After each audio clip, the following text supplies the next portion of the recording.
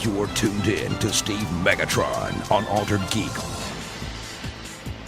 Hello and welcome to Altered Geek. I'm your host, Steve Megatron Phillips. Joining me in this endeavor into geekdom is TFG1 Mike. Brought to you by Fudge Brownie M&M's. Brought to you by Cornflakes. I wish we were sponsored by Fudge Brownie M&M's. Being sponsored by the Mars Corporation, that would be awesome. We'll send you to the planet just north of Earth. Free candy for life. It almost sounded like Bane there for a minute from the Dark Knight Rises. I saw somebody with a mask, like they had a face mask of Bane, and they were using it, and they're like, I actually have a reason to use this. And I says, and when people can't understand you from wearing it, just like any other mask, you have the excuse of, well, I'm Bane. Well, what we have here is a bunch of podcasters. A bunch of podcasters that don't know how to podcast because they can't do it professionally. So it's entertaining to me. I've been having fun watching all these different masks that pop up, and the fact that you cannot understand anybody that wears them unless you're standing within their 6-foot circle. Yeah, I promised myself I was not going to bring this up this week, but I'm sorry, I have to. Before we recorded this podcast, my wife and I had to go make a Walmart run for some groceries and some other household knickknacks we needed. I counted within 7 people that were behind me in line waiting to get into Walmart. 6 of them did not have masks on. And that's not counting myself and my wife because we were wearing masks. And I'm like, oh my God, whatever. Anyway, We're here to have fun because the Geekcast Radio Network and Altered Geek Entertainment and whatever thing you want to age out on, we're all about the fun here at this podcasting network, even though we make fun of really bad podcasters that put their hand over their mouth while they're talking. Well, you should speak about yourself, Michael. Yes, I am. I am a horrible podcaster. I swear that's what he did during that entire movie. There's like no possible way that movie sounded that horrible. I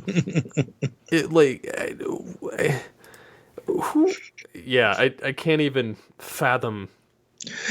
Like, why? Like, what why? Is so funny?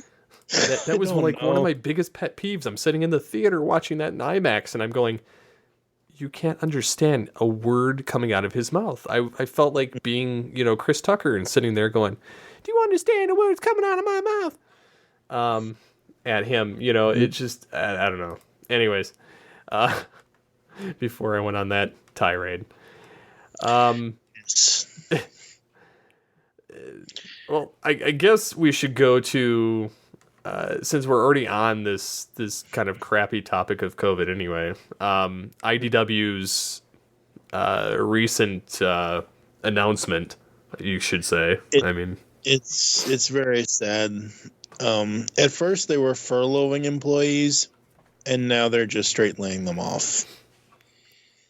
IDW's been in trouble for a while before COVID. What have they been in trouble for? Just staying afloat. Really? Yeah. That's sad because they have such awesome content. I know. Like, honestly, their art and their stories put DC and Marvel to shame. I know. You hear that, people? Get on the IDW boat. I mean, they have all your classic 80s franchises anyway. Yep. They have tons of Star Trek comics for those Trekkies out there. I know. They have Transformers. Getting back into those. So they have Transformers. They have Turtles. I mean, seriously, folks, I've said this before, and I'll say it again. Anyone who has ever been a fan of the Teenage Mutant Ninja Turtles needs to read the IDW main ongoing from the beginning because it is singly the greatest comic book series of all time. It takes everything in the last 30 plus years, 35, whatever it is, 35, 36, whatever it is, years of TMNT and just absolutely is a love letter to the TMNT franchise. Kevin Eastman is on it. Tom Waltz, Bobby Curnow, a bunch of awesome artists. The first 100 issues are amazing. Just go read it. Go read everything Turtles from IDW, Transformers, all that good stuff. They just have such really cool, interesting comics. Well, and not to mention that, but we've been quoted in them. Yes, we have. So I'm a little bit more partial, but even then, like I don't promote things that I don't personally like. It's so funny you mentioned that because I actually bought every cover of it after I saw that. Yeah, you did. I was like, you still haven't sent my copy to me yet, you rat bastard. Anyway, it's funny you mentioned that because we were actually quoted on issue 55 of IDW's Teenage Mutant Ninja Turtles. This is what I was saying earlier. If you have ever been a TMNT fan, you need to check this out. Geekcast Radio. Now, I love that they quoted the network and not me. I absolutely love that because that gets our name out. Our network's name is on a fucking comic book. I'm sorry to curse, but holy crap. What's even funnier is, back in the day, funny you should, also bring this up. I was reminiscing about 2010. Mm-hmm. And I think you know where I'm going with this. Oh boy. Where we were literally on every video game website on the internet. We were quoted literally everywhere. Well, actually, Maurice LaMarche was, but yep. But yeah, I mean, we were literally on every gaming site on the net, like Joystick, which is now Engadget, but just all kinds of video game sites were it was just everywhere. I could not believe it. Yeah, you could not believe it. I was up late at night and I was just like, I was looking at, funny enough, I was looking up the Batman Arkham games and I was going, whoa. I was like, dude, this is everywhere. Yeah. You see, as the guy who was doing the interview,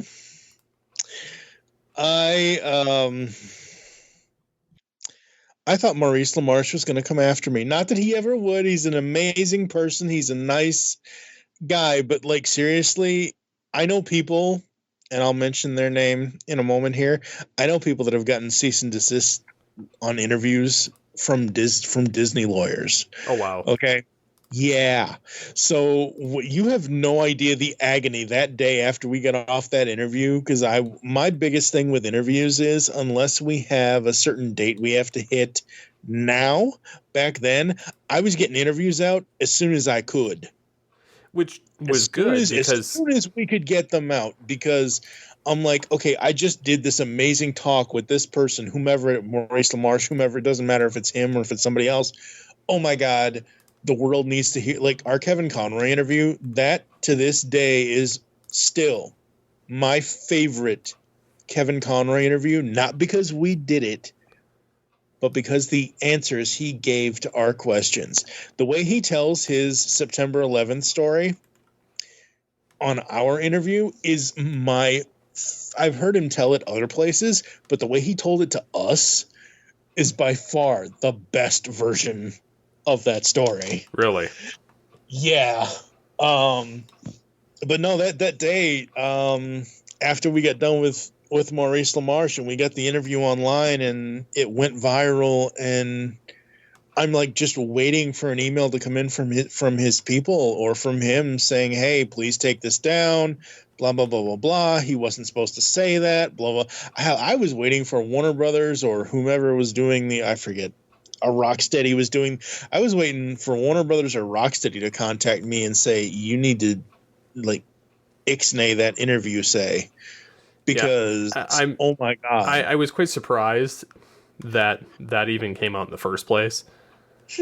I was ecstatic to see it. I was like, oh, this could be our big break.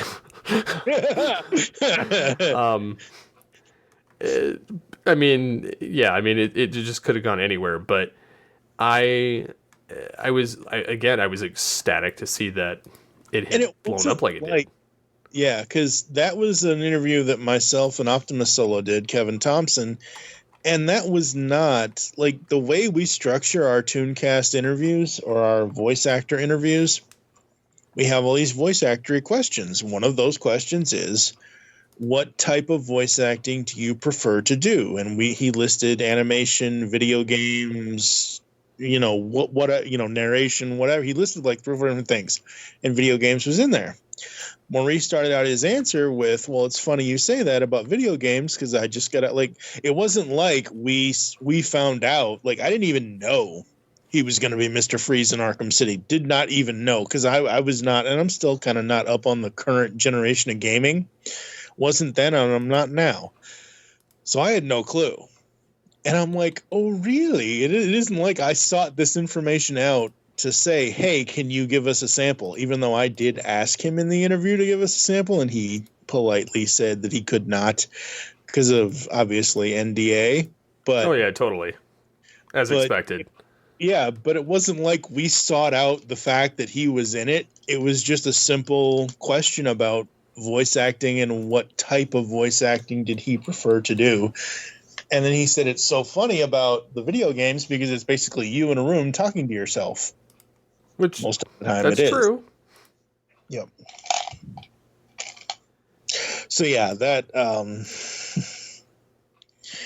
was a very fun time for the network. I think that and the IDW comic quote are the 2 most make me famous things we've ever done in 11 years. I would say so. Aside from the fact that we threw, when we did the first top 100, that thing was huge. Yeah, it was. And each subsequent one has gotten kind of less and less notoriety. I think 1, because it's a lot of us just tooting our own horn, and 2, just nobody cares. Or just doesn't care about the topic. It's a lot of work, and a lot of things have changed since we did that first one. Yeah, I mean, we did some that were pretty good. I think the TV one was about the last time anybody actually gave a crap. Like, not only hosts, but the guests or the listeners. And the first one was kind of a giant, basically middle finger to IDW, or not IDW, but IGN. IGN and Kevin and all of us were kind of trolling. This was back in 2010. We were trolling IGN because they had a top 100 of all time, animated series, and they made you click through 100 pages. Which, I mean, I get it. You're ad based. You need the revenue from the clicks. But at the same time, it was a bit ridiculous. Like, so when we did ours, we made this big point out of going, hey, you only have to click 4 times. Because the page would have been too insanely long to load. And so we just were like, okay, here's the first 25. Here's the next 25. Here's the next 25. And then the final 25. Well, that, and also Optimus Solo wanted it to be a podcast episode series because we could then back it up, explain why. And we took, I think, 20 or more different. It wasn't just us. It wasn't. Oh no, it was 20 or more different networks. A lot of about half of them are defunct now. Yeah. They kind of discontinued, like Pop Culture Network and Chicken Pot Pod and some of these other ones that were big at the time that kind of floated away. And it was great collaborating with all these different geek networks, which kind of also was another staple, I feel, that is kind of lost in today's landscape of podcasting. And I say that because everybody interviews with each other. Everybody, they'll bring on a guest or something. But I feel like the actual, these big projects don't happen as often as they should. And I feel like a lot of people either A, just choose not to be part of them, or or they just don't. There's not a lot of people willing to back up their opinion. In a large kind of almost committee-based type thing, and that's kind of what happened with the top 100. Yeah. For me, it comes down to basic etiquette of email. If I am going to sit and write out a pitch for anyone and everyone to look at, to have them be included in something so all-encompassing and such a large project, if you can't even spend the time to read the email and hit reply or reply all and say either a quick, yeah, sure, we'll take care of it, or no, we don't have time for that right now, or we appreciate you thinking of us, just an answer. Now, this goes to everything in my life. I absolutely loathe waiting for an answer from anyone. So do I. We live in a world where most of us have a smartphone, a computer, a tablet, something with an email application on it, that if you get an email from somebody saying, hey, I need to hear from you by this date or something, please respond, yada, yada, yada. It takes you 2 seconds to hit that reply or reply all and say either, yes, I will take part in your project, or I'm sorry, I can't do that right now, or whatever it is. I don't care if it's a no. I can take somebody telling me no. That's not the problem. The problem is not knowing. And as we all know, knowing is half the battle. The other half is red laser, blue laser. Or extreme violence. I saw another meme that was that. It says, knowing is half the battle. The other half is violence or something. And it was like, and it had Flint from G.I. Joe. And I was like, well, I'm not reposting that meme. Because it's just not cool. Like I was like, the red laser, blue laser. Yeah, okay. That's 100% part of the battle. But I saved this, but I have not posted it yet. I don't think I will. So we all know the classic Optimus Slime. Who the hell is Optimus Slime? Anyway, somebody from Transformers Ghostbusters. Optimus Prime. You know, the classic scene from Transformers the movie where he disembarks the ship. COVID-19 must be stopped, no matter the cost. And I'm like, Oh, and can we also talk about the other meme that's going around now? You got to be more specific. I will. The meme that at this point in my lifetime is so friggin', I'm so over it and I cringe every time. The my plans and then 2020 plans meme. Yeah, that one's gotten old. You remember when memes were actually inventive? Yeah. And they didn't, like, I created this funny thing on my Facebook. My Facebook called Monday Memes. Yeah. Or Meme Monday. Or whatever. And I did it more so as a sarcastic kind of slap in the face to the fact that they're out all the time. And I bookmark them like no other. And it's funny because, like, I'll just do a massive dump of all of them, like, on my phone from the last time I did it. Yep. And some of these, like, yeah, they're funny and they're inventive, but at the same time, like, I don't think that they're lasting. Like, when these things first started, and I made this dumb, I came up with it, I scripted it. It was just, I made a movie trailer basically called The Meme Killer. I remember. In my first year of college, and it started off with, you know, like the dancing baby thing, like the Ooga Chaka, you know, song from like the late 90s. It was like a CG baby that was just dancing to Ooga Chaka over and over.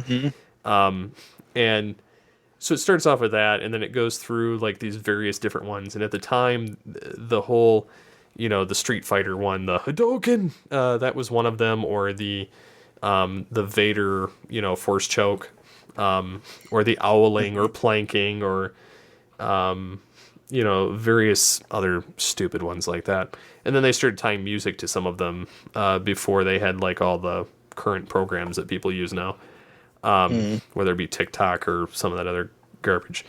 I'm old. I don't care about that stuff. So anyways, they were doing all these different memes, and I was one meme short when I was getting it put together, and I was like, okay, I need one more. And then I waited because they used to come out like about every month, and then they were like every other week, and then they were every week, and then they started coming out almost daily.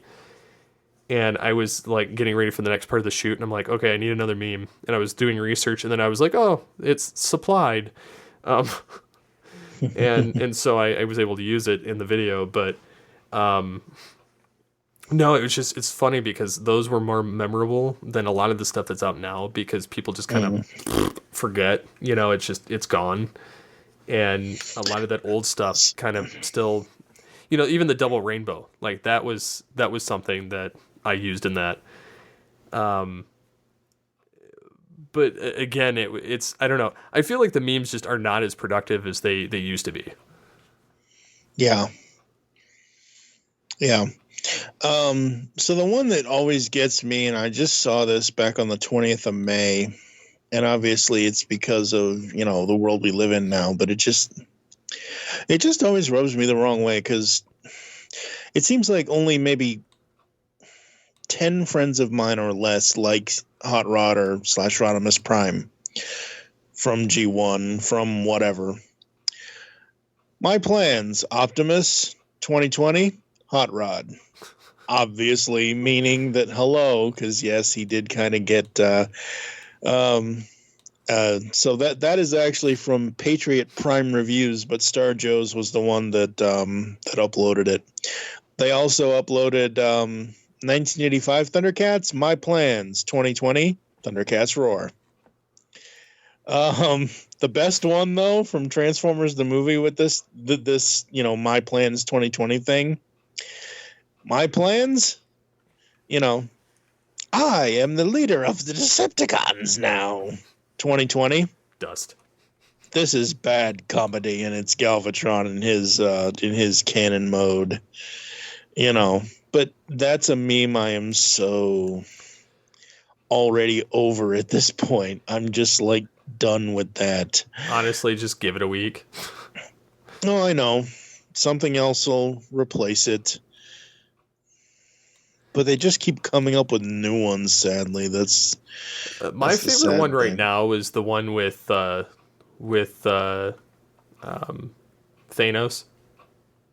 And Q. And Thanos is like, I've collected all these rocks. I've done this, and then he says, just to end the and then Q's got some smart alecky remark. Be faster for me to pull this up on my phone. I'm gonna read one just because these are humorous. Well, I saw, what was it, Jeremy Fine, I think, was posting something the other day, or somebody. Yeah, it was. And that was him. I couldn't help it. I just had to do these. He's like, you're strong, but I could snap my fingers and you'd all cease to exist. That's cute. Q, and then the Federation thing, and then, there was another one. It was Thanos grabbing the helmet of Robert Downey Jr.'s Iron Man and says, I'm tired of you people, and then it pulls it off, and it's him from Tropic Thunder, where he's like, the Jewish guy playing a black guy, and it says, what do you mean, you people? And then it's got a fake news report, and it's got Thanos' face with a sad face, and a news reporter says, Thanos pressured to give back Infinity Stones. Thanos claims he's not racist because he has black friends or something. Oh my god. I was like, that's a horrible meme. But But, my favorite one is the once I've gotten this Infinity Gauntlet and collected all 6 stones, I'll finally be able to shape reality with just a snap of my fingers. And the Q's on the bridge smile. He says, "Lower life forms are so amusing," and snaps his finger.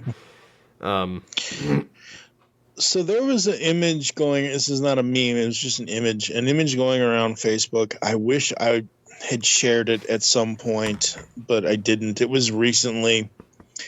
Of Thanos on the left, Iron Man on the right. They were face to face, and underneath it has like a text of what's going on. Mm-hmm. So they're facing off against each other. The text says that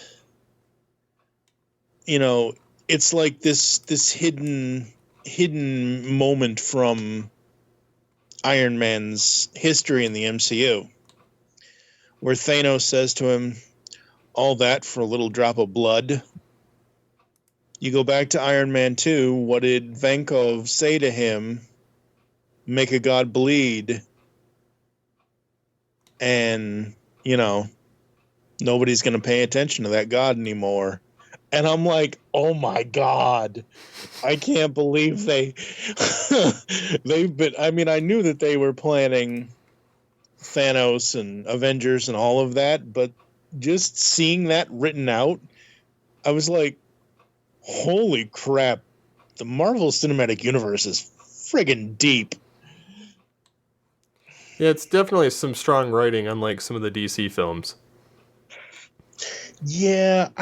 Not that I haven't enjoyed some of it in the past, but I don't know, I don't know, I feel like they've kind of missed the boat, but I think it's a lot of studio I don't know what it is. I'm very sad that Snyder had a loss in his family at the time, hence why he had to drop out of Justice League. But I really want all these people to shut up about the dang gum Snyder Cut. And now that we're getting it, maybe they will. Yeah, this will just be one of those other things people complain about. Did we really need to spend all this to get it? Exactly. It's just, yeah, I don't honestly care. I don't either. At this point, it came out, the way the fans are just crying about this thing, I don't even care. It's old news. When did the movie even come out? What was it, 3 years ago? Justice League was 2017. Yeah, I think so. Yeah, why? Why are people still clamoring for this? It honestly doesn't matter. Yes, we were dealt a bad hand, but it's not affecting your daily life. And it's not even that we were dealt a bad hand. Well, Snyder's Cut was, but the dude had a death in his... It's still going to have some of the other guys' shots in it because there were things that were not shot. Exactly. The dude had a death in his family. It wasn't like he got fired for no good reason or for some weird, sexual innuendo reason or something. The dude had a death in his family, and I feel very sorry for him. But at the same time, I don't really. I've only seen bits and pieces of Justice League. I watched it the first time it came out. I have not watched it since. I haven't even watched it all the way through. I've seen bits and pieces. I know about, whatever, but I don't have a problem with the DC EU or whatever they call it, whatever. Man of Steel was okay. I thought the way they told the origin story was somewhat unique, and how they told it, not the origin story itself, because we all know what the origin story is, just how they framed it. I like that. Mm-hmm. But what has you want to talk about, even though we were never really famous for this, but you want to talk about something a podcast was friggin' built on. Altered Geek was built on the BS that is BVS. Come on. You started the show in 2012. Well, the night we were going to launch, there was no topic. Yeah, we were going to get on, topic. We were going to talk about it, and then all of a sudden, about 35 to 40 minutes before we recorded, we were asked about the Batman information. And Yeah. we saw that coming out. We were like, that could be fun. Yeah. And then we gave the idea of what we wanted to see, and we got exactly what we wanted to see. Mm-hmm. So, and it's funny. It was funny. Not to transition, but to kind of tie it in.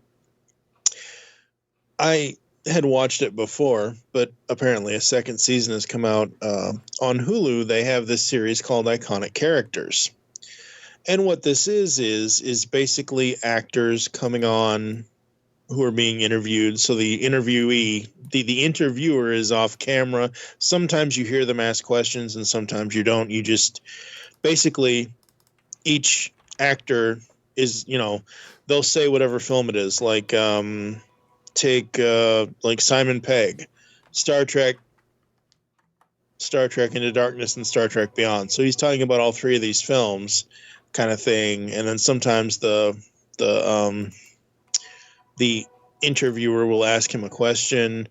So basically there's 20 something episodes of this series on Hulu, and it's a fun little interview series that you get to hear from the actors, how they either feel about the director, how they feel about the film that they did, or whatever. And it's really, really cool and interesting. I actually really enjoy watching it because I know for a fact as amazing, and I don't want to say anything negative because I would never.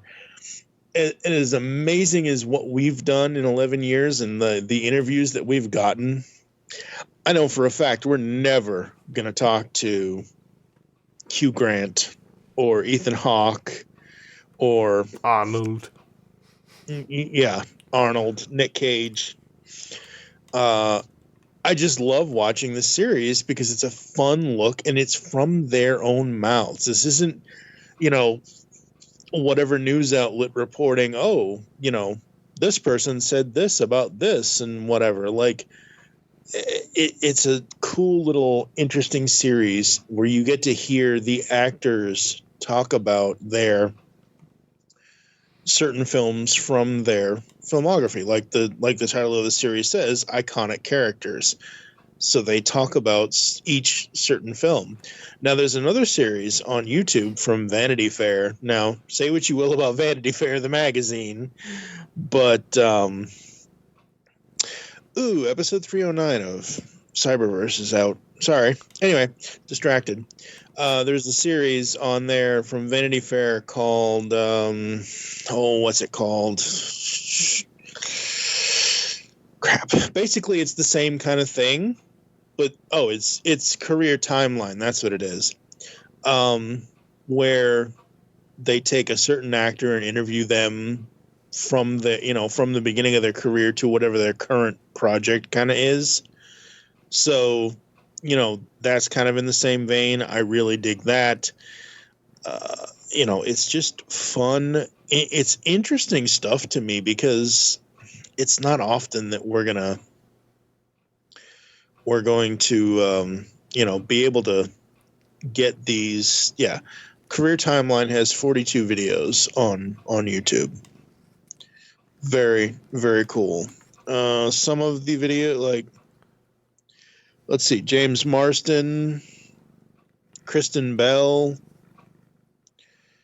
Wahlberg, Anthony Mackie. Anthony Mackie's episode was how I found out about The Banker, which is that Apple TV Plus movie. It's with him and Samuel Jackson. Harrison Ford has an episode on here. Jude Law, Kathy Bates, Jamie Lee Curtis, Rob Lowe, Willem Dafoe, so there's all the, and it's just really an interesting thing where you get to hear it from the actor. You don't have to hear it through a third-party news report. You don't have to look on TMZ and see what scandalous thing is going on now. You get to hear it from their mouths, the stories as it happened. It's just really, really cool. So, yeah. Yeah, I'm definitely going to have to watch some of this stuff. Yeah, I just sent you the career timeline playlist. And Iconic Characters, like I said, is on Hulu. So since we're talking about streaming services, Back to the Future.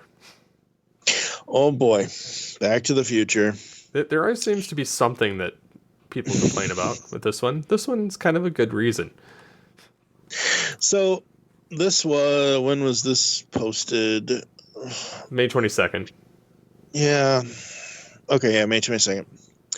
Back to the Future writer asks Universal to destroy censored version of sequel.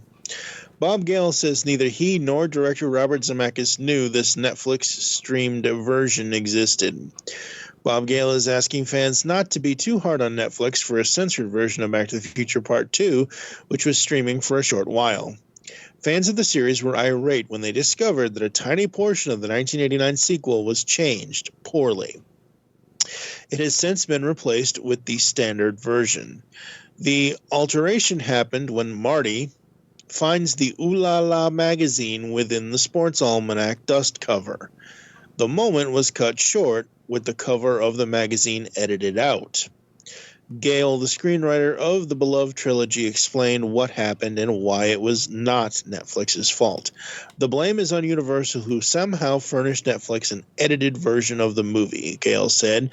I learned about it some 10 days ago from an eagle-eyed fan and had the studio rectify the error. The version now running is the uncensored, unedited original version. He continued, apparently this was a foreign version which neither director Robert Zemeckis nor I even knew existed for some country that had a problem with the Ooh La La magazine cover. I asked that the studio destroy this version. FYI, Netflix does not edit films. They only run the versions that they are supplied to them. So they are blameless. You can direct your ire at Universal, but I think they will be a lot more careful in the future and with the future. Now, I remember when this news came out, and I know of several, at least one specific YouTube channel that I won't mention, did 2 videos on this. They did one when it was shown that it was edited, and they did one when it was shown when it was fixed. And I read several other articles. I like that article from, what was it, The Hollywood Reporter? Yeah. I like that article because they have actual direct quotes from Bob Gale. Some of the other articles were just like blaming Netflix and doing this and doing that. And personally, I knew the Back to the Future movies were on there. I've owned those since God knows when. So edited, unedited version really didn't mean that much to me. I'm not going to lose sleep over, the fact that Universal screwed up giving the wrong version to a streaming service. And Gale is right. Netflix does not edit for censor. Like they don't censor stuff. It's whatever's given to Okay, you know how we always talk about streaming services and how certain things go from one to the other? Yeah. Or what how they just jump around and there's no rhyme or reason, it seems. Right, exactly. Like right now, The Dark Knight is on Hulu. At some point, I'm sure The Dark Knight will be back on Netflix or something. Right now, the Back to the Future movies are on Netflix. In a year's time, they might be on Hulu or whatever. What's the other one that's a perfect example? I was watching was it 2008 BBC series Merlin. Basically, the King Arthur. I vaguely remember that. Yeah, so I was watching that originally on Hulu, and I didn't get to finish it on Hulu because it disappeared from Hulu. So I jump over to Netflix, and lo and behold, it's all on Netflix now. So, the streaming rights game is so crazy. I mean, unless you're specifically DC or Warner or Disney or whatever, it's all as much as I would love everything I watch to be on Netflix and Hulu only, because that's what I pay for, every now and then I'm going to pay for Disney Plus because I may want to see certain content that they have, and at least I know that content's going to be there. I may want to watch DC Universe at some point when I want to catch like a episode or two of Lois and Clark. Well, I know it's going to be there because that's their content. It isn't them as a third party.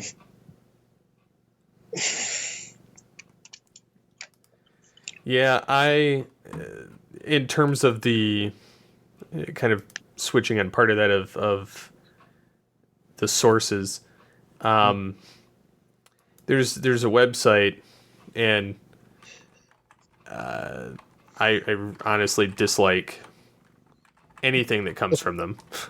Okay, then why are we bringing them up? Well, there's actually two.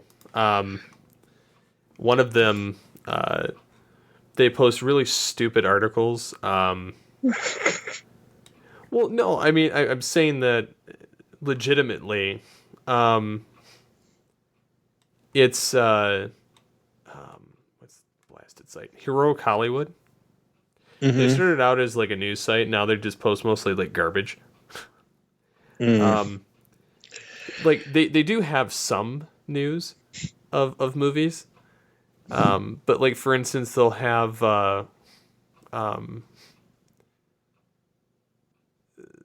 basically they'll have an article that's like clickbait.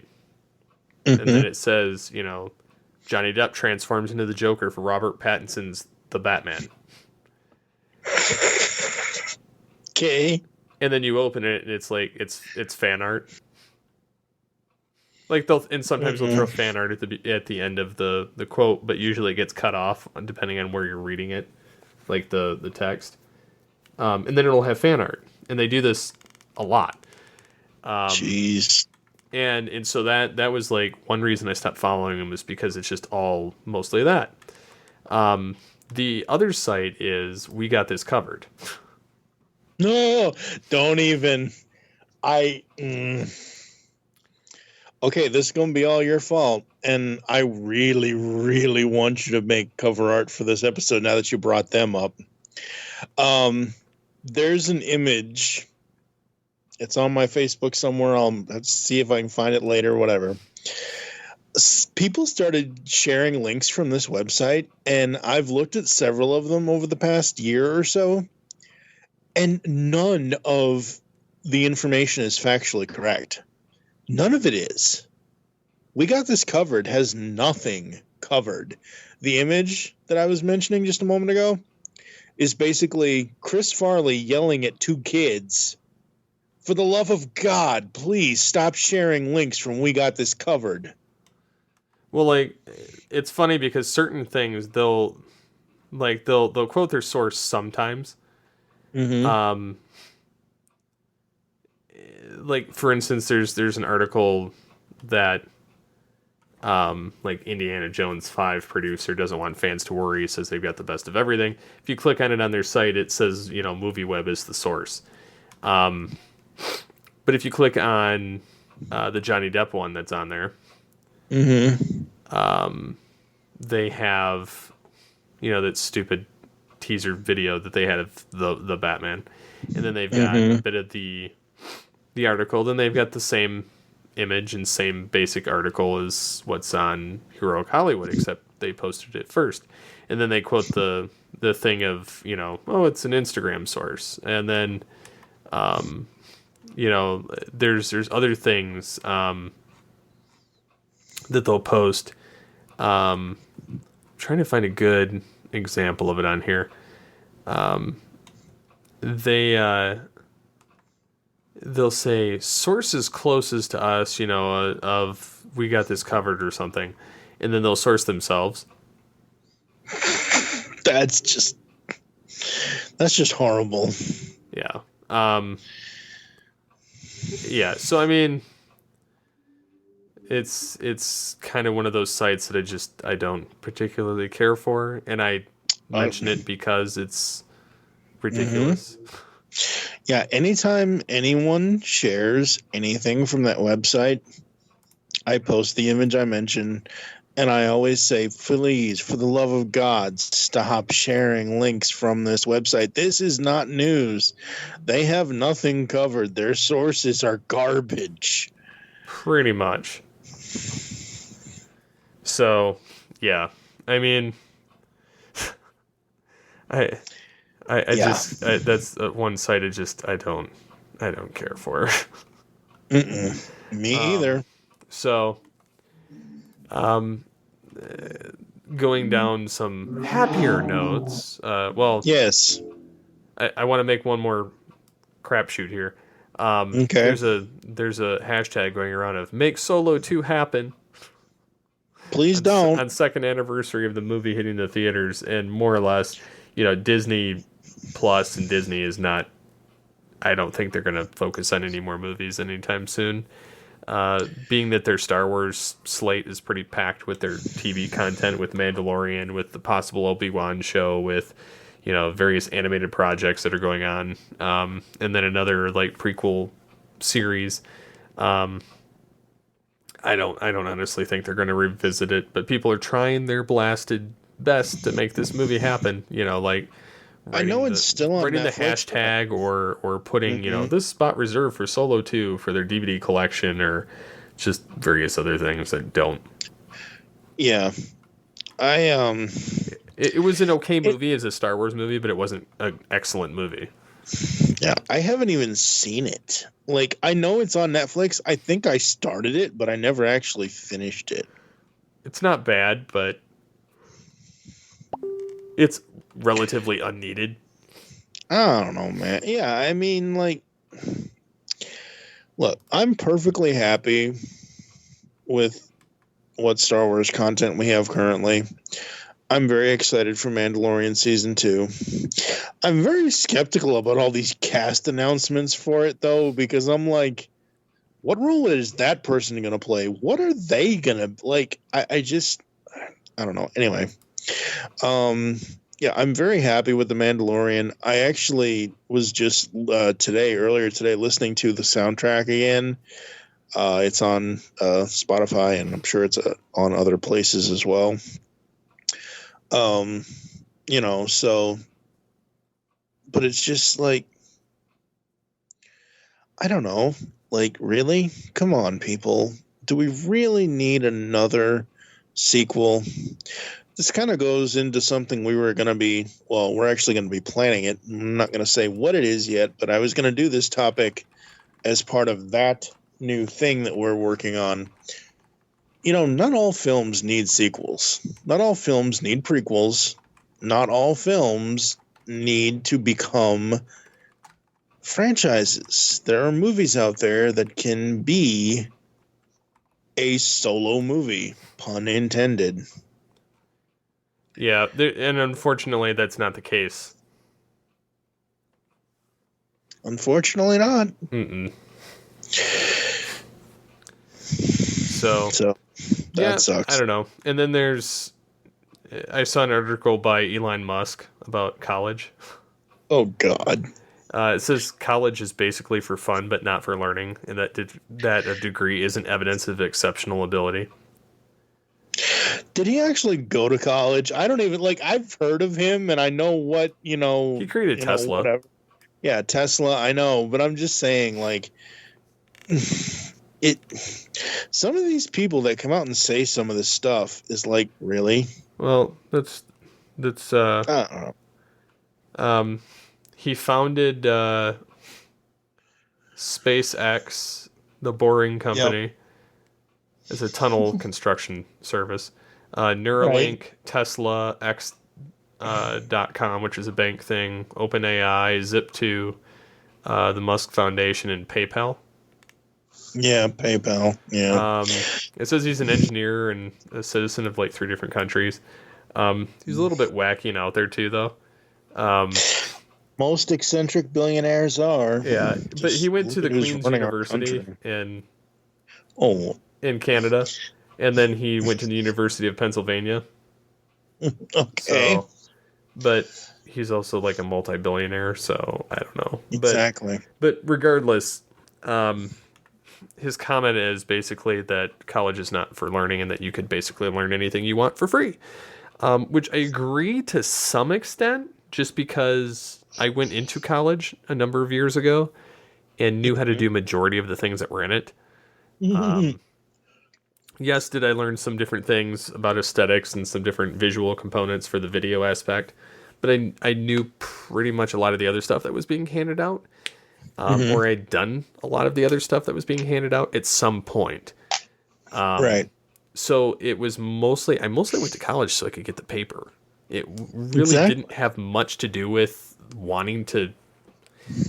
I don't feel like I learned as much as I probably could have in a sense, but it wasn't like, I mean, it wasn't a totally bad experience, but I also had to struggle just to get there.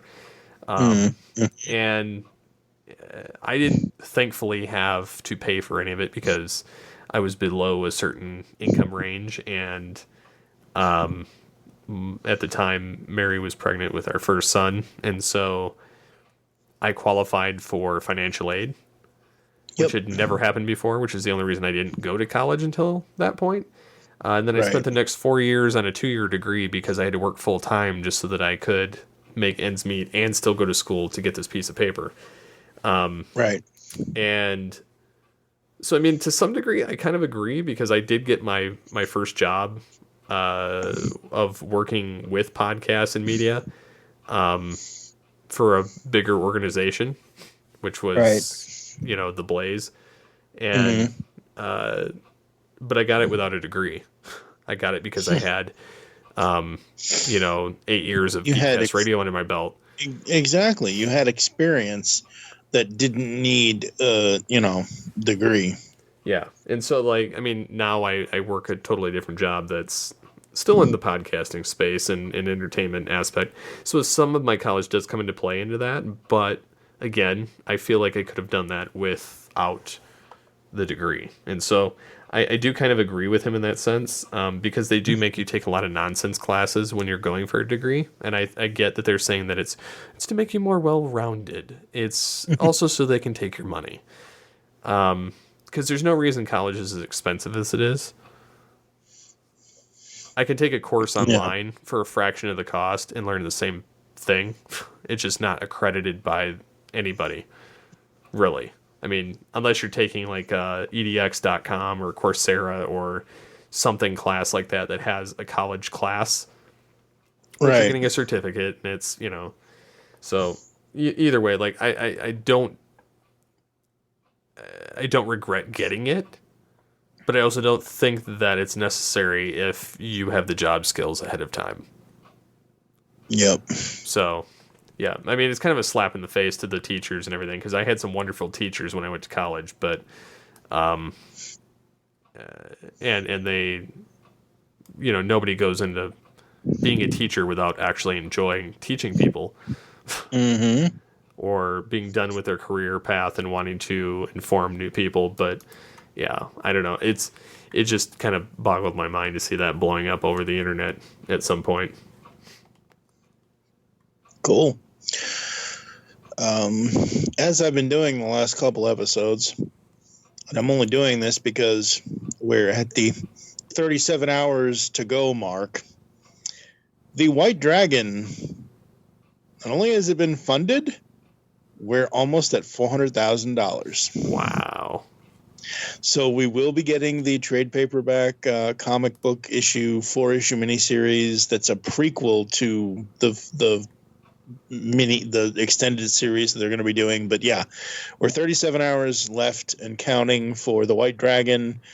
For those that don't know, who have not heard me talk about this or seen it online through Jason David Frank, Jason Font, other people, basically it's going to be an extended mini-series kind of thing.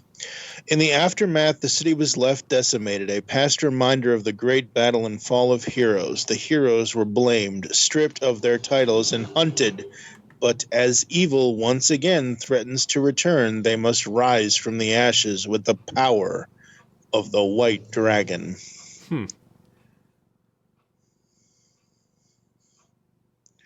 So very, very cool. Cannot wait. Very excited about this. And it says the rewards will be expected somewhere around December of this year, because they still have to, even though they now have the funding, they still have to go out and make the thing. So, yep. Yep, which they should be able to start doing soon. Soonish. I saw your thing. I forget the title of it. Your 80s sci-fi thing. That was like 5,000% funded. Oh, yeah. I'm looking forward to that. Yeah. So that's I very, think that very would be cool. very, very fun. Yeah. I find that because I'm no longer in my normal, oh my God, I have to produce 20 podcasts in one night kind of thing mode, because my computer's in storage. I find I have more time to interact again and listen to I know I've said this before in the last couple of weeks. I keep adding podcasts to my Spotify. I don't always listen to every episode, but I try my best to keep up with each one of them. And oh boy, I'm not saying we're connected, but we've got there's a whole slew of people I plan on reaching out to once I get back to my full and, rigorous schedule that I give myself for producing stuff. Yeah, so it'll be a lot of fun anyway. Absolutely. That's the whole point. Yes, fun. So, anyways, I think that about rounds it up for this episode. I think so. So the good people can get a hold of us on the Twitter sphere at SCP21 and TFG1Mike, or they can email feedback@geekcastradio.com. And I'm not quite sure what the next episode will hold. I guess it will just kind of depend on whatever's kind of happening or whatever topic we come up with ahead of time. But I will say that, just as a teaser, there are some big things coming. Not necessarily on this show, but on the network as a whole. So stay tuned for that.